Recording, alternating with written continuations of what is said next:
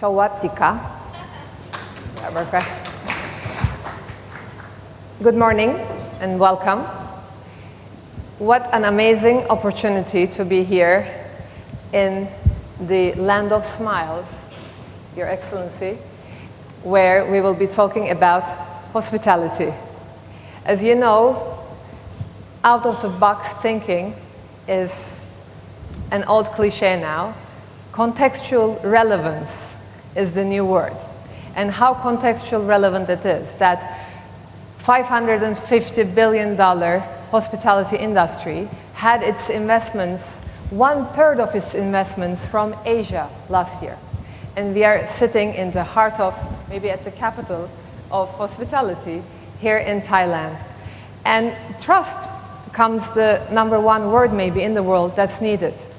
And in this great community I've been acquainted lately, it is an epidemic of trust. And today's event and the last 3 years has been an amazing opportunity for everybody, to meet and mingle and do business together. And as Roger Babson said, property may be destroyed, currency might lose its value, but good judgment and character will always have value. And that's what there is in this room. Good character, good judgment, and trust. And what an amazing opportunity to be all here. I'm honored. We have here amazing 3 entrepreneurs, and Her Excellency Kobkarn Wattanavrangkul. She has an amazing CV. It's very long and very distinguished institutions. And she started in the private sector leadership, then also added NGO leadership, civil sector leadership, and now as the tourism minister of Thailand is one of the leading women in the world in public leadership. And we have with us also Harsha Agadi, who wanted to be a comedian when he was little. And he has 30 years of experience in the hospitality sector in a lot of Fortune 500 companies. He is the #1 person to call if you're looking how to grow in restaurant and hospitality business. And he is the chairman of GHS Holdings and chairman and CEO of GHS Holdings. And then we have Mr. Ferit Sahenk. He is the chairman of Dogus Holdings. He's a Renaissance man from Turkey, mostly in the plane, and gathering a transformational holding that moved from 1 passport to 60 passports to all around the world. And I'd like to start with you, Your Excellency, Kobkarn, what is the role of Thailand in hospitality in the world?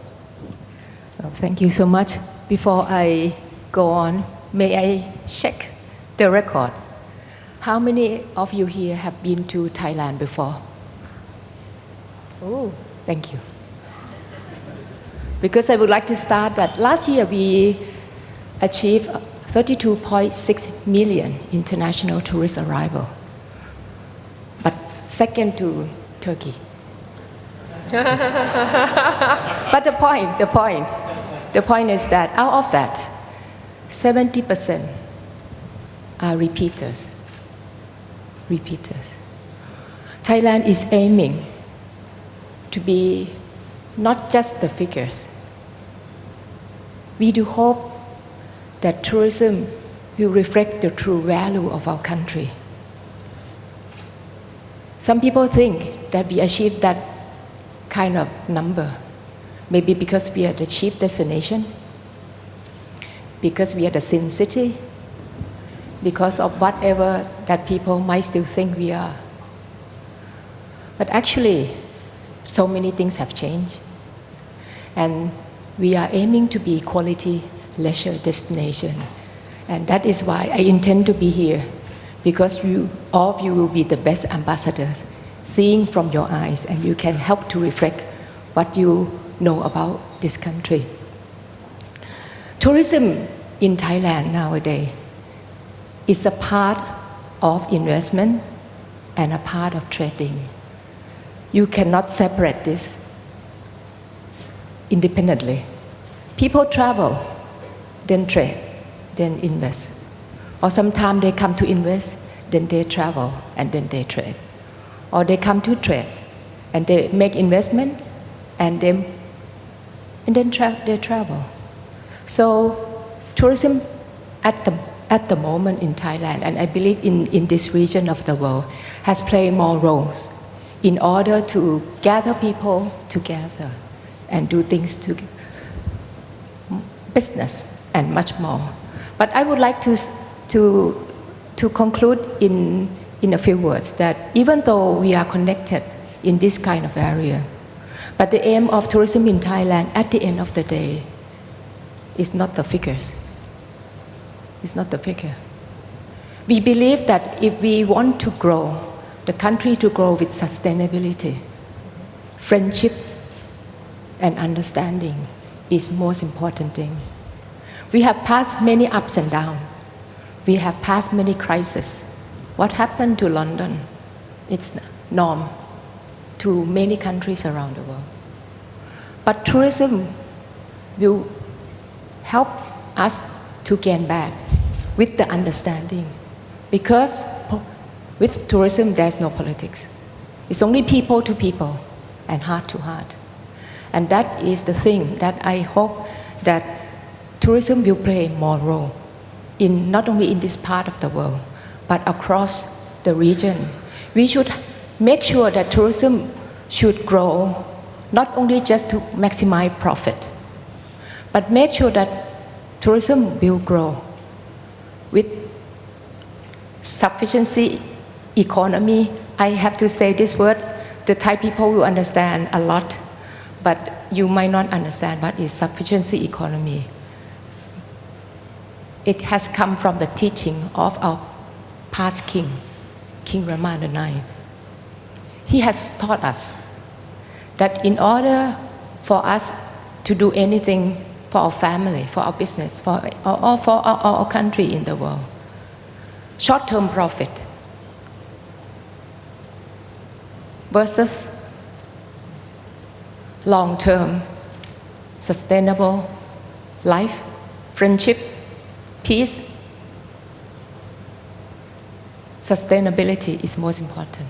And so therefore, tourism can help to attain that.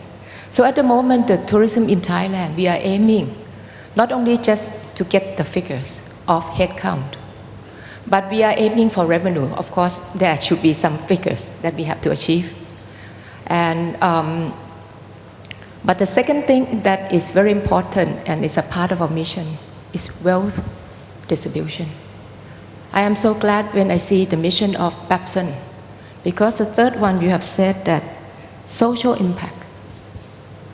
It is the role of you, the people who manage the money of the world, to share.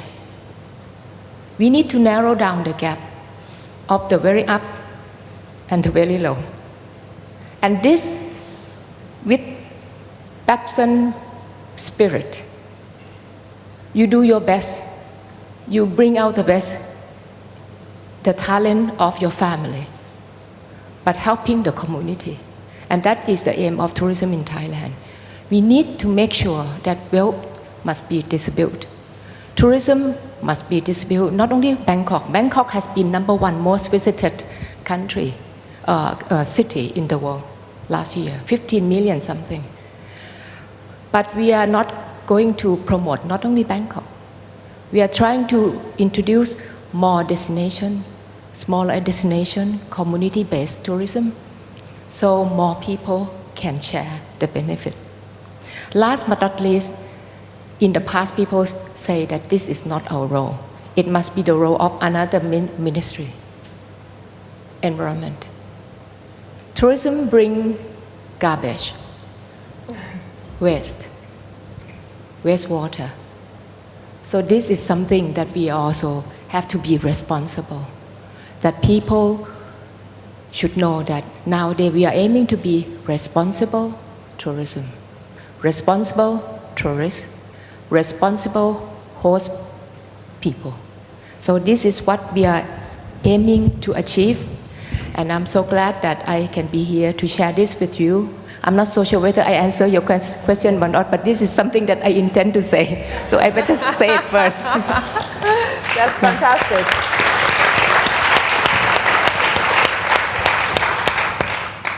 Thank you. Thank you. And Mr. Agadi, so I'm not going to get into the comedian side, but... Thank you. So you have a lot of experience, depth of experience in the sector. And what do you see as the ownership patterns that are changing? Because there are the big brands and mega brands, and there is the authenticity that's needed more in the world. And there's the, what's happening to the family ownership versus all these mega ownerships? Would you comment on that? Sure. You mentioned that the tourism industry is 550 billion. And our company, which is Belmont Hotels, is 550 million, which is 1/10 of 1% of the industry. And what we focus on is something very simple, is extremely authentic experiences in iconic locations. An example is we own the Eastern Oriental Express train, which runs from Bangkok to Singapore via Kanchanaburi. And we've been running that train a long time. And I had a chance to go on it 2 weeks ago and actually go to the bridge at River Kwai. These are the kinds of experiences that tourism today is looking for. Extremely authentic, keeping heritage completely intact, and investing and promoting the tradition and culture. Another example I can give you is we have a hotel in Florence, the Villa San Michele, designed by Da Vinci, completed by Michelangelo. We have a nunnery that has a hotel in Cusco, Peru. These kinds of experiences are unique boutique hotels, 60 suites at a time, that is very specific, be it at Machu Picchu, be it the river cruise on the Irrawaddy River. These are the kinds of experiences as the globe is rising in wealth, as the globe is demanding and thirsting for experience. What's happening to ownership? We're right in the middle of it. So we happen to be a public company, but we as a board control the voting share. Capital normally is not the first problem you face, even though many entrepreneurs might think capital is the stumbling block. It's the idea, the motivation, and the requirement of people on a single-minded focus. As you grow, capital becomes a huge need. And today, as we sit between a Four Seasons and a Ritz-Carlton, internally, by the way, we have an attitude we sit above them. But in reality, I mean, our rates are much higher, so it may make sense. But in reality, we're buffeting with these brands while we have Anbang and a bunch of other sovereign funds coming into the marketplace. We need to be marrying strategic partners with hotel operators.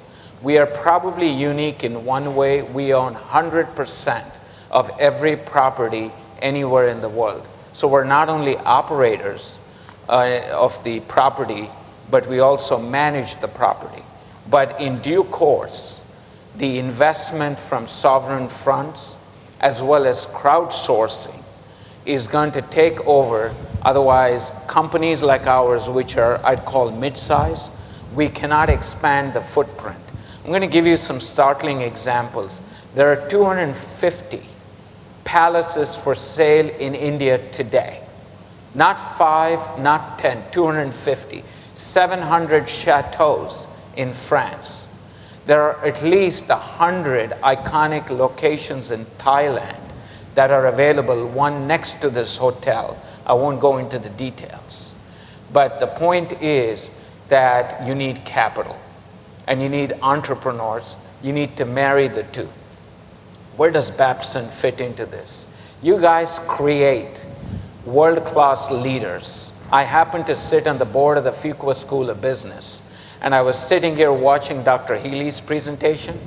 You guys are the living threat to the top 10 business schools in the world, and hats off to your leadership.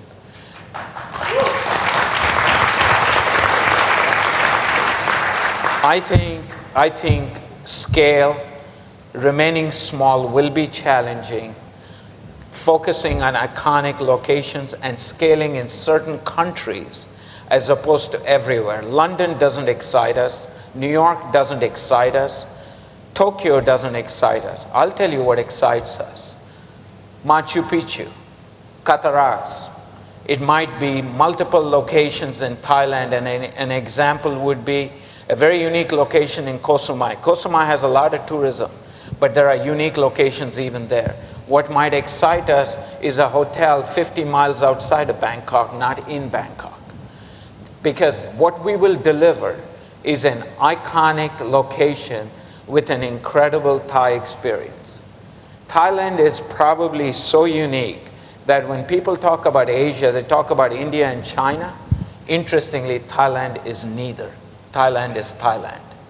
And that to me is the biggest value creation. So having said that, there is tremendous capital available. The Airbnb has entered the market. Airbnb will deliver a lot of locations. It is the experience that matters as opposed to just one room somewhere, maybe facing the square. It's everything from when you walk in, and if your slippers have your monogrammed initials on it, to the way tea is served in Thailand is way different than in many other places, to the way fruit is presented, to the way rice is presented, so on and so forth. So to me, I think a mix of all of this, hospitality is dynamic and it is endless. Knight Frank, one of the leading research companies, just published and is presenting around the world people with a net worth greater than 30 million, and it has crossed for the first time on the globe, it's gone past 300 million individuals in excess wealth of 30 million apiece. That is the highest number that the world has faced in wealth in maybe the last 3,000 or maybe 10,000 years. You can't create hotels fast enough right now. That's how active it is. So you're saying hospitality is the sector to be in. As No much question. as it sounds, okay, it's one of the sectors that's always been. Now it's artificial intelligence to talk about. Now there's all this technological thing to talk about. But you're saying there's a lot of depth and opportunity in hospitality. There is a And capital as struggle, well. right? There's a struggle for balance in life. And guess who delivers that balance? Hospitality. Every day. We all work, by the way, there's no escape anymore. We all work 14-hour days. That's just the way the routine is, and maybe if you're lucky, 6 days a week, not 7. But you search constantly for balance in life, and that's where hospitality comes in. No question, no doubt. Right.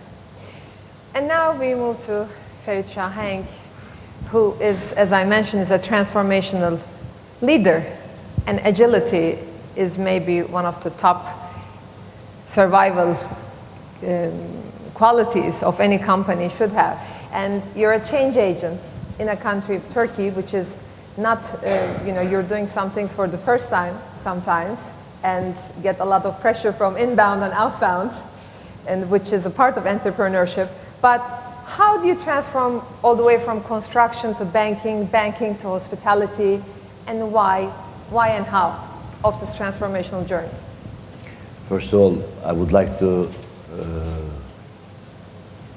thank the Babson College, the President Healy, for inviting us as family to be here. This is a very unique group of people. Of course, it goes without saying to be in this very important panel with Her Excellency, the Minister. Gives me another pride with a group who knows the hospitality so much. I'm an entrepreneur. I dream things. And when I talk to my team, it becomes our dream. I am the second generation. Actually, maybe I should not say this, but I was rejected from Babson College. So it's very important for me to be here today.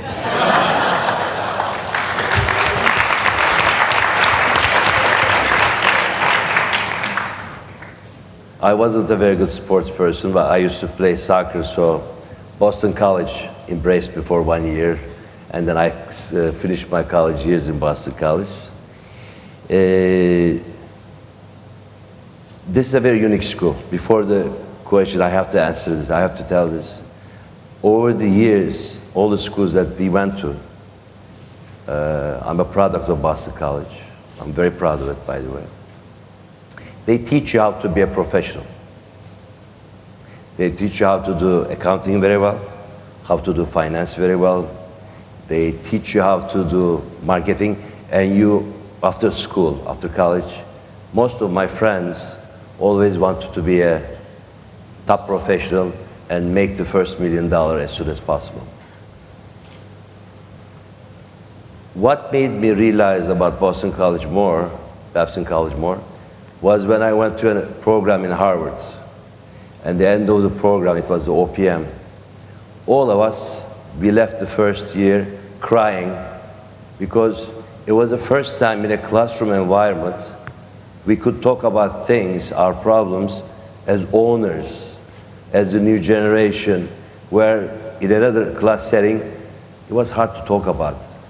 Probably some people would not understand what we were going through. So Babson College is a great school of entrepreneurs, as leadership school. It's very important. Even in Turkey today, you talked about SMEs. 80% of the employment is done through entrepreneurs. So it is us who give the bread, the hope to the families, to their children. It is us who create the bridges between the countries. It is us who give hope for the world that right now, unfortunately, we are facing, us and you and them. I think it's the entrepreneurship spirit.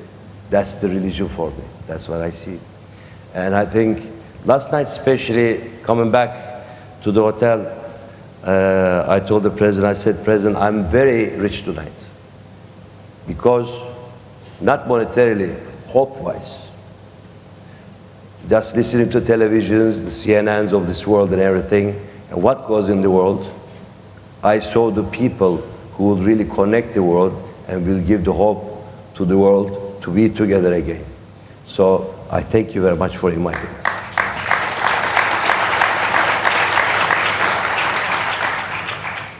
I come from a typical emerging market family business company.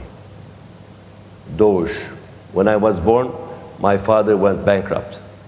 When my sister was born, he started making it, and Dogus means rebirth.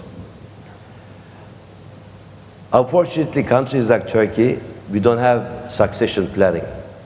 Succession planning is done when the God decides to.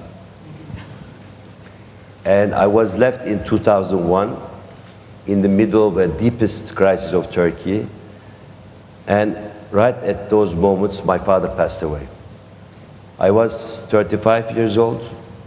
Until then, I was always known as the son of the owner. Nobody really knew about me as much. I think that was the time for examination, to show yourself, your family, the 12,000 people that I was working with. And one thing that my father taught us, nobody works for us in our company. We work together. And with that principle, as an emerging market group, I saw that my father, as Turkey grew, invested in many vast sectors. The name of the game was leverage at that time, so the balance sheet was full of leverage. Some of the businesses were not competitive. And in Turkey, culturally, a businessman doesn't sell anything. If you do it, you do something wrong. Especially, you are the son after a very successful father, they will tell, The father made it. The son is selling everything. There were even rumors that I was going to move to States with my lovely wife. Well, I kind of proved them wrong. We are still in Turkey. I started with 11,000 people. We are now above 55,000 people working in our group. Those days when I took over the chairmanship, one of our board members called me and said, you know, your father passed away now. You are the chairman. I couldn't sleep that night. I wanted to see the opening of stock exchange, to see after the news what was going to happen. Would the stock go down, up, whatever? And hopefully it was going to be okay. And it did okay. It didn't go down. But we were faced with very big financial problems. At that time, the daily annualized rate of interest rate in Turkey was 7,500. And the week that I took over the business, Turkish lira went 100% devaluation. So we used to owe money in foreign exchange, in dollars. And you had all your income Turkish lira. So we had 3 banks at that time. Most of the Turkish banking was in short position. So you can imagine the problem. The first week of my chairmanship, the first chapter that we miss in finance books is called the systematic risk, liquidity risk, interest risk, everything. I lived it. All of them. All of them. And, but Turkey was cornered. With this reality, there was an opportunity. When that situation, I decided with my colleagues together that we can do change, because there was the reality of urgency to change things. And when that situation was happening in Turkey, really people didn't have time to look at each other and criticize each other. So we took that time. We got out of businesses that we weren't competitive. We decided with people like Ozlem that if we are in the first 3 in our sector, we will not do it. We merged companies that had similar back offices. We sold companies. Okay, there was headlines that Mr. Sahenk's son is selling. I even sold a company that was named after my sister. These are very emotional things for countries like Turkey. You're not in America, you're not in Europe. We did all these changes. We restructured our portfolio. We took a couple of our companies, which were very good public. We created the cash flow. We restructured the balance sheet. But one thing I can tell you, all these things you can do. The most important thing is to get the buy-in of your people that you work with. And if one thing that my father left to us is the people in our company. There was a case study in one of the schools, and it was written there. There are unbelievable people working in this company, and they told the person who's doing the case study, even if they kick us out of this company, we will come back from the window. We work with love. And I come from middle part of Turkey. It's called Cappadocia, where it's a very philosophical location. So with this philosophy as well, luck also helped, because what you write on paper and what happens sometimes, implementation is very important, action is very important, execution is very important, but you need luck. Luck or unluck, I will tell you a story and end it this way. After merging our banks, we were looking for a foreign partner who could help our bank recapitalize. And we were talking to an Italian bank, which I have great relationships still. We signed a letter saying that next week we will close the deal. And there comes the hope that, okay, now everything will be done, everything will be okay for the family, for the business, and the whole Turkey is looking for a foreign investor to come in. We are looking at if a foreign investor believes in our country, we are going to believe in our country. That was the situation. So, a day before the signing was going to happen, which is next week, it was 9/11. 9/11 took place, and I called immediately Italy, said, I think I shouldn't come, because at that moment, world was going down. Nobody could buy or sell anything. Something was happening in the world that was very unique. But we went to Italy anyhow. And I arrived, checked in, got my luggage. I opened my mobile phone, and all the messages started coming in. So I looked at the last message saying, please, Mr. Sahenk, go to the hotel. We want to meet you in the hotel. I knew the deal was off. Turkish Central Bank is waiting news from us.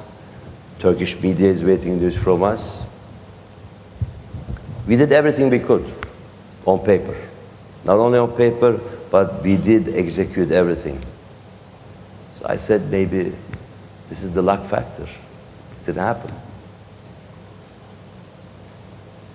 We got to the meeting, and my Italian friends, actually now, a couple of years ago, he became the finance minister.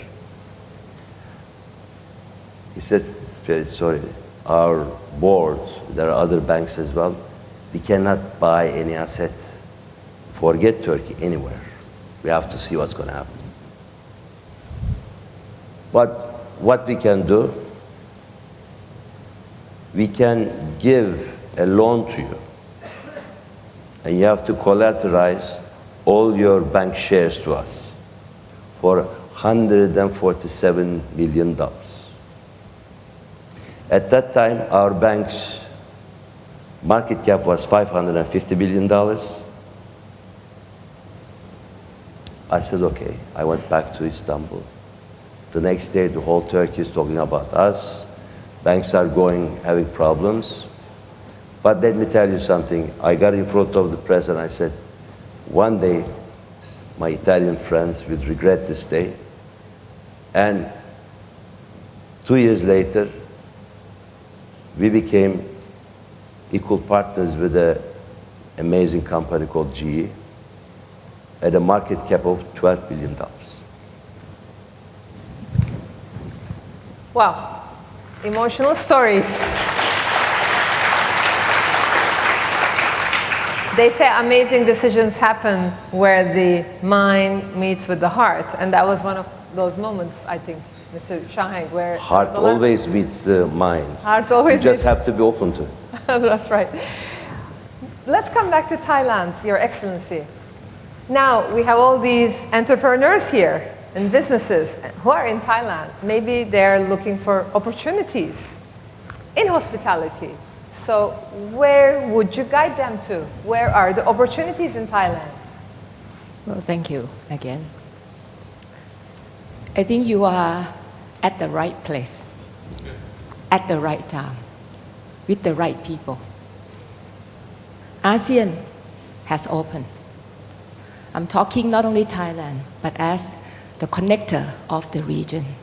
That's why I love the word connecting. I'm talking on behalf of our friends, 10 countries altogether.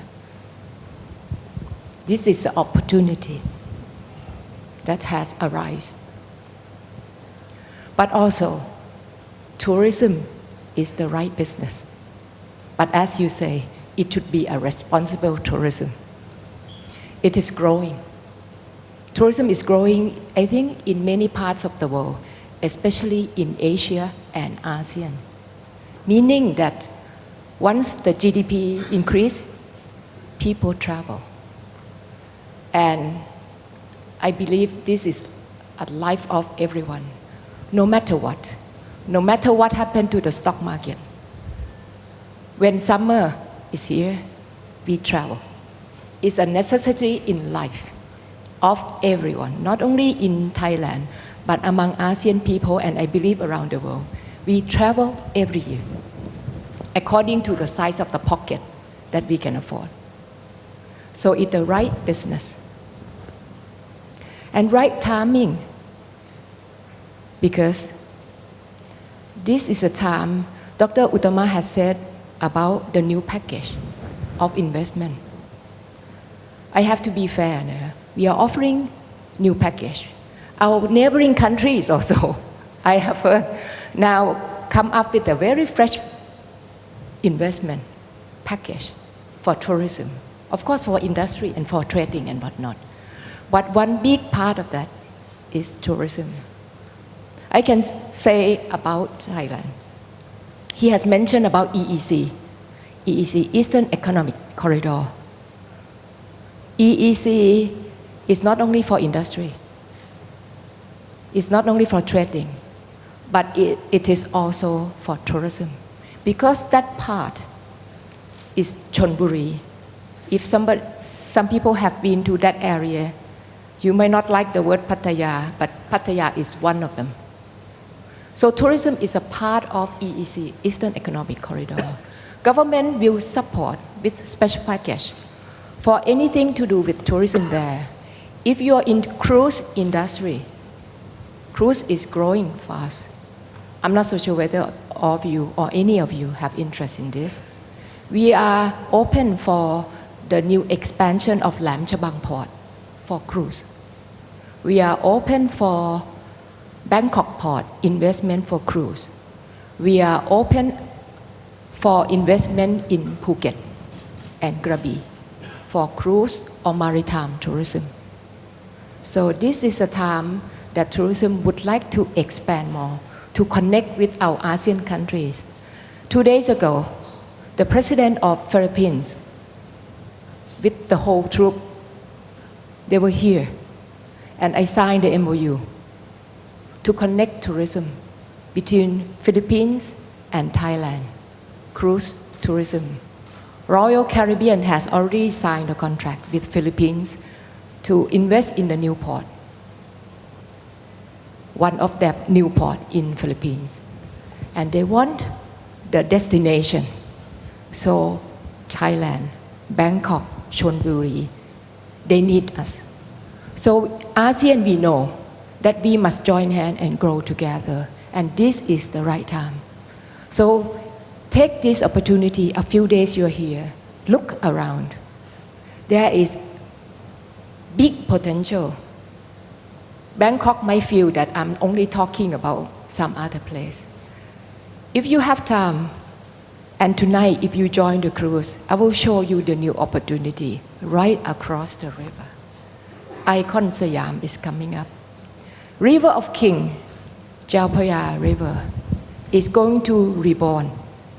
We used to grow along the river and maybe a bit forgotten, but the life along the river will be coming up. Many new investment, state-of-the-art, not just a huge complex, local experience, something with uniqueness of our identity will be reflected along this Chao Phraya River. You are right in the center. I'm looking at some of your alumni. Another group, Lumpini Park, if you know Bangkok very well, Lumpini Park is coming up also. There will be medical wellness coming up along Lumpini Park. Thailand at the moment is #1 in medical and wellness. We are promoting Thailand to be sport hub, sport tourism hub. I'm glad when you talk about sport. Sport is now a new product for tourism. We are promoting ourselves to be wedding destination because at the moment we are #1 wedding destination for Indian. Last year, 1.2 million Indian were here, and a lot of couples have their marriage here.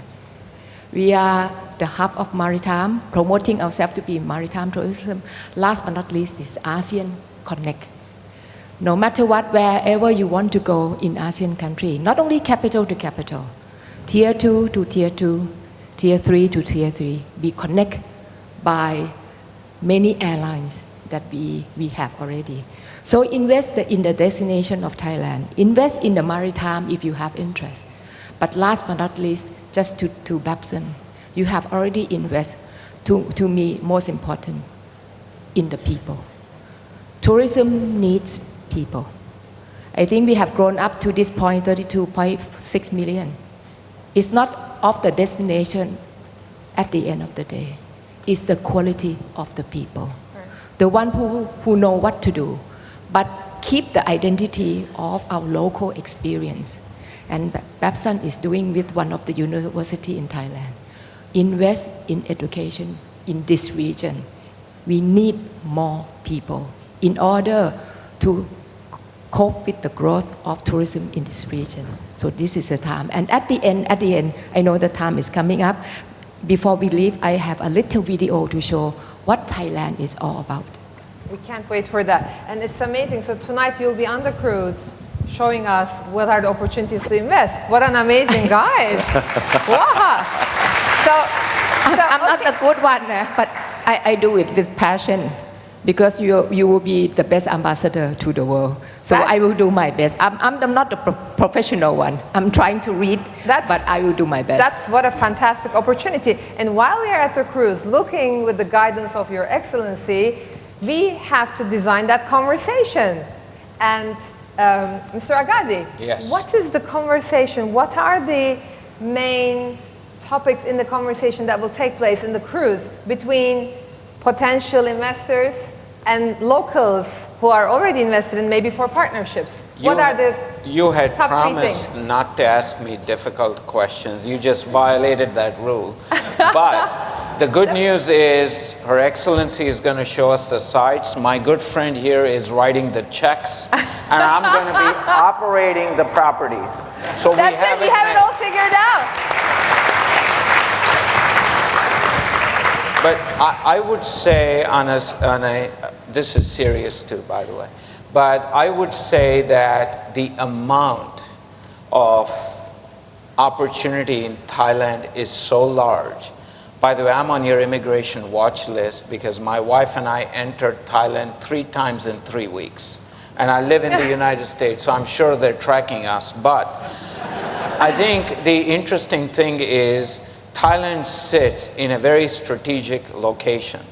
On the left, if you look at the map, is 1 billion plus Indians. On the north and the east is 1 billion plus Chinese. And then you've got another 1 billion Asians around. When you look at that, this is the melting pot of hospitality. This is where they're thirstiest to come and experience authentic experiences and iconic locations. And I think the conversations will revolve around partnerships. The conversations will revolve around how authentic an experience can you create as opposed to just another Marriott. The conversations will relate around you could create tourism, but can you marry that with social responsibility? An example I can give you on the Irrawaddy River, we have a cruise for, I'm going to guess, 25 years. Wherever it stops, we sponsor medical clinics and schools at every stop. If that cruise does not run, the income to these medical clinics that has doctors employed and the schools comes to a grinding halt. The average tourist is well-heeled on the cruise ship, and it's not a big cruise ship, 50 bedrooms. But guess what? This actually runs these medical clinics and schools along the Irrawaddy River in Myanmar. I think there are ideas like that that can happen here as well as elsewhere. So I think the conversation will be robust. We have probably the most dangerous mix of entrepreneurs, young and old, men and women, and it's from probably all 5 continents or 7 continents if you count some others. So it's truly going to be a dynamic moment this evening. We look forward to the evening. So, Mr. Sahenk, you transformed the company several times. You're a change agent. Why hospitality? I mean, 58 brands, 23 partnerships. I know you love partnerships. You very much value them. 170 restaurants. My wife is sitting there. And your wife, who is also trustee of Babson. So,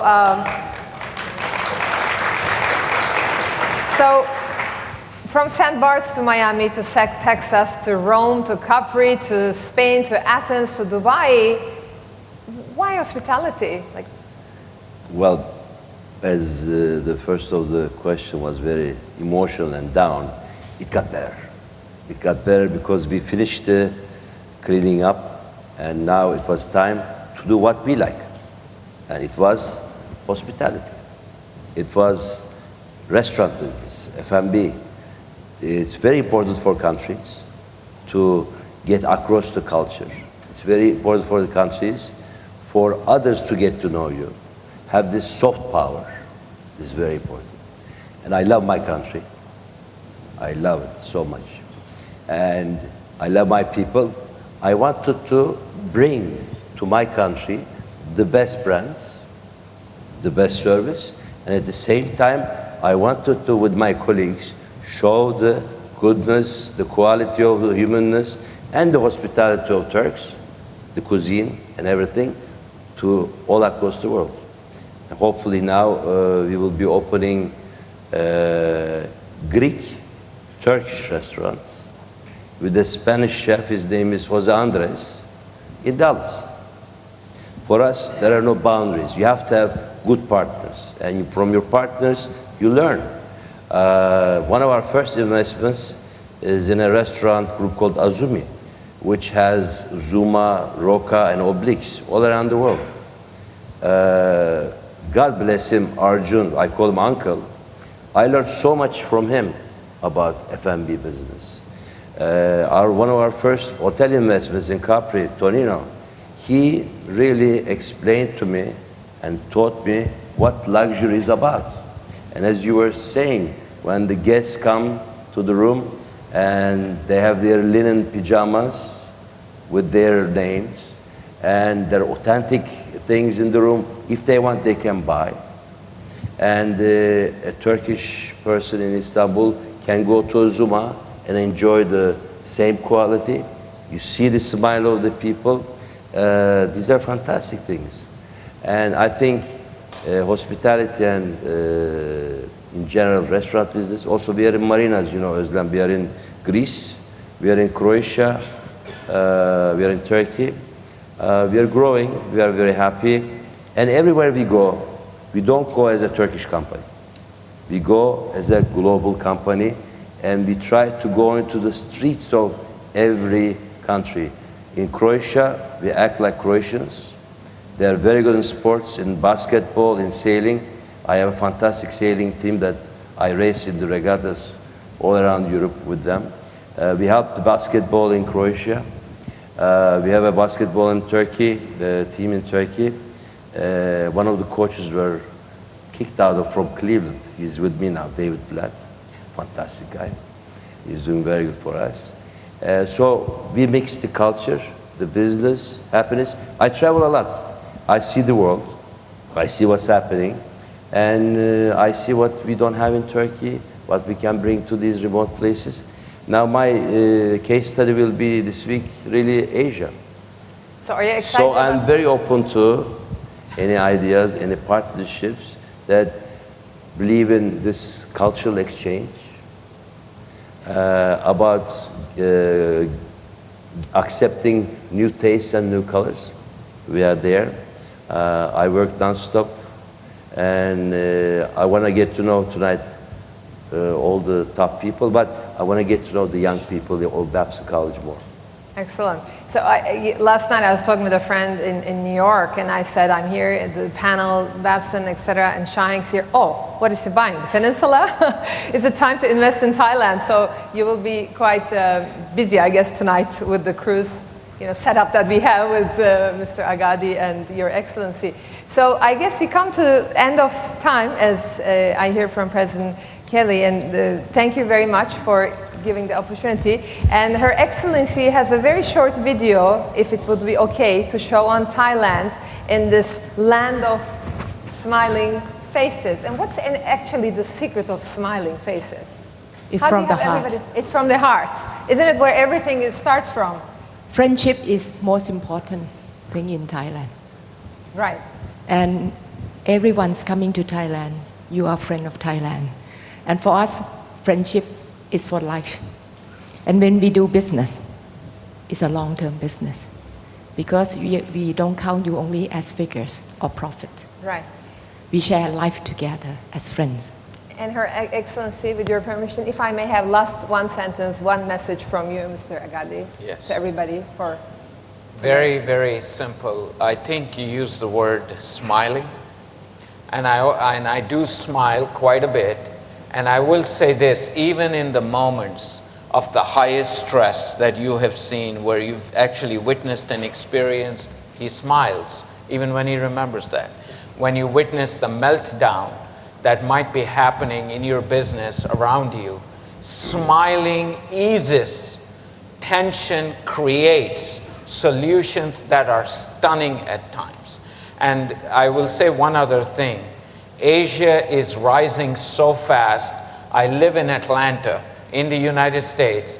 It is obvious to me that if we don't show up here and start doing business, we will be left behind.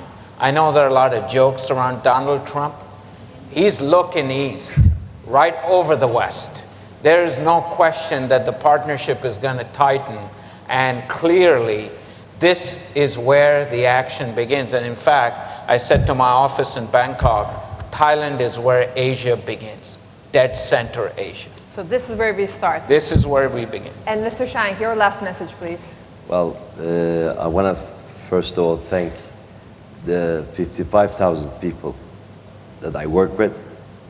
If it wasn't for their loyalty, of their friendship, of their belief in me, in us altogether, I wouldn't be here today. So I want to send a big thanks to them through you. We are entrepreneurs, we dream, but we cannot do it alone. We need these lovely people, and I'm very fortunate. The human capital is the most important capital. Of course, you have to add some technology behind it for them to use, but it's us who make it, it's us who break it. We are people who are born to love and to be loved, and I think if we touch our people, they do unbelievable stuff. Thank you. Excellent. So, should we see the video? We are ready for the beautiful video of Thailand. It's not the length of life, but the depth of life.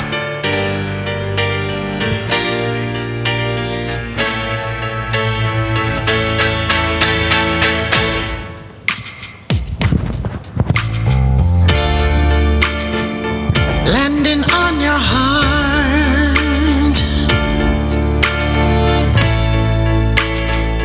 free from all the spells. Be what I always want.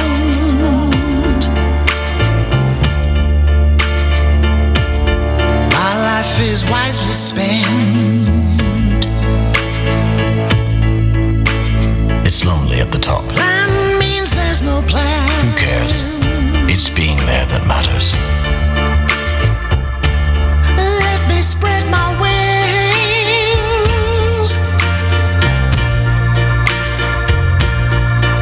surpass what we could have, till life has everything.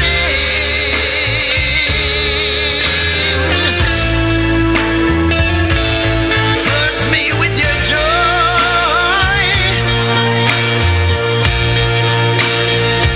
in your eyes so blue, surrender to your love. Your passion is a rule.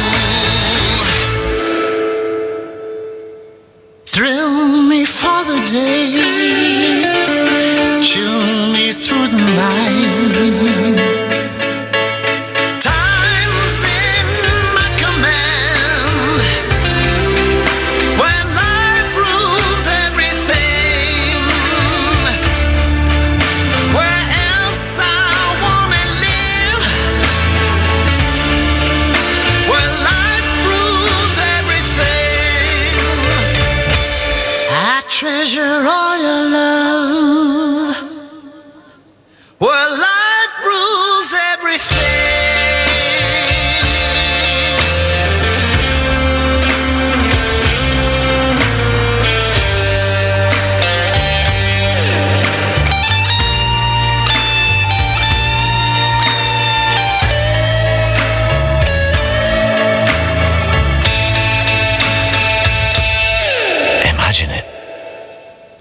Unleash it.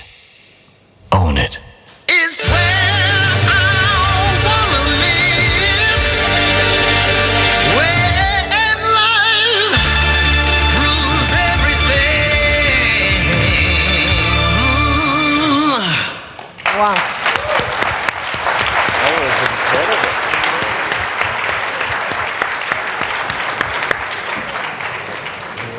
Ladies and gentlemen, another round of applause for our panel here. Thank you very much. Thank you. Her Excellency, Minister Kobkarn Wattanavrangkul, Minister of Tourism and Sport. Mr. Ferit Sahenk. Mr. Harsha Agadi. And of course, Ms. Ozlem Denizmen. Thank you. Thank you.